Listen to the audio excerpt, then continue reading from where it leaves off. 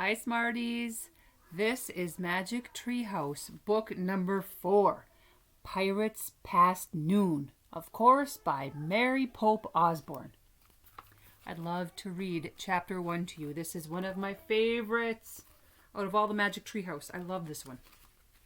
Who doesn't love pirates? Pirates Past Noon. Chapter 1 is called Too Late. Jack stared out of his bedroom window. The rain kept falling and falling. The TV said it would stop by noon, said Annie, his 7-year-old sister.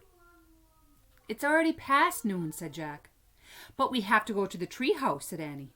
I have a feeling the M person will be there today. Jack pushed his glasses into place and took a deep breath. He wasn't sure he was ready to meet the M person yet. The mysterious person who would put all the books in the Magic Treehouse. Come on, said Annie. Jack sighed. Okay, he said. You get our raincoats and boots. I'll get the medallion and the bookmark. Annie ran to get their rain gear. Jack reached into his drawer. He took out the medallion. It was gold. The letter M was engraved on it. Then he took out the bookmark. It was made of blue leather. It had the same M on it. Both M's matched the M that was on the floor of the treehouse. Jack put the medallion and bookmark into his backpack. Then he threw in his notebook and pencil. Jack liked to take notes about important things. I got our rain stuff, called Annie. Jack picked up his pack and went downstairs. Annie was waiting by the back door. She was putting on her boots. Meet you outside, she called. Jack pulled on his raincoat and boots. Then he put on his backpack and he joined her. The wind was blowing hard. Ready, set, go, shouted Annie. They kept their heads down and they charged into the rainy wind. Soon they were in the Frog Creek woods. Tree branches swayed, flinging rainwater everywhere. Class, that makes me think of science and wind. Yuck, said Annie.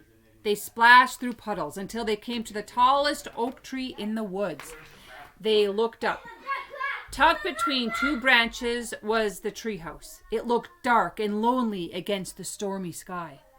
Hanging from the treehouse was a rope ladder. It was blowing in the wind. Jack thought of all the books up there. He hoped they weren't getting wet.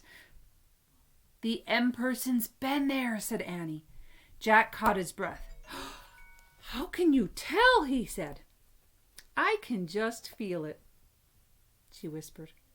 She grabbed the rope ladder and started up. Jack followed. I can just picture it, boys and girls, like the tree, the rope ladder is swinging in the wind and they're trying to climb it and it's cold and windy and rainy. Inside the treehouse, it was chilly and damp, but the books were dry. They were all neatly stacked along the wall, just the way they had been the day before. Annie picked up a castle book on top of one stack. It had taken them to the time of the castles. Remember the knight, she said? Jack nodded. He would never forget the knight who had helped him. Annie put down the castle book. She picked up the next book on the stack. It was the dinosaur book that had taken them to the time of the dinosaurs. Remember, she said. Jack nodded. He'd never forget the pteranodon who had saved him from the T-Rex. And then Annie held up the book about ancient Egypt. Meow, she said. Jack smiled. The Egypt book had taken them to the time of the pyramids, and a black cat had come to rescue there. And here's the book about home, Annie said. She held up the book with the picture of their hometown on it. Frog Creek, Pennsylvania. Jack smiled again. The Pennsylvania book had brought them back home at the end of their adventures every time. Jack sighed. Okay, because he still had 2 main questions. Who was the M person who had put all the books here? And did the knight, the pteranodon, and the cat all know the M person? Finally, Jack reached into his backpack. He took out the gold medallion and the leather bookmark. He placed them on the floor, right over the spot where the M glowed faintly in the wood. Rain blew in through the treehouse window. Brr, said Annie. Oh, it's just not very cozy today.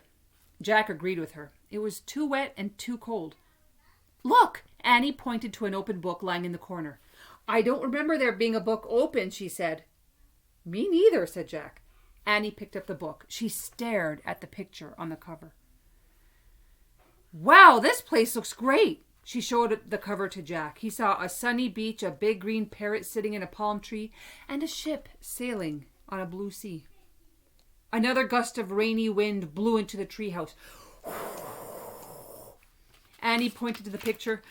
Oh, I wish we were there instead of here, she said. Yeah, said Jack, but where is there? Too late, came a squawk. Jack and Annie turned quickly. Sitting on a branch outside the window ledge of the treehouse was a green parrot. It was exactly like the parrot in the picture.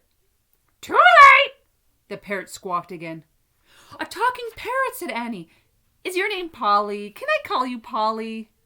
Suddenly, the wind started to whistle. Oh no, now we're in big trouble, said Jack. The wind blew harder.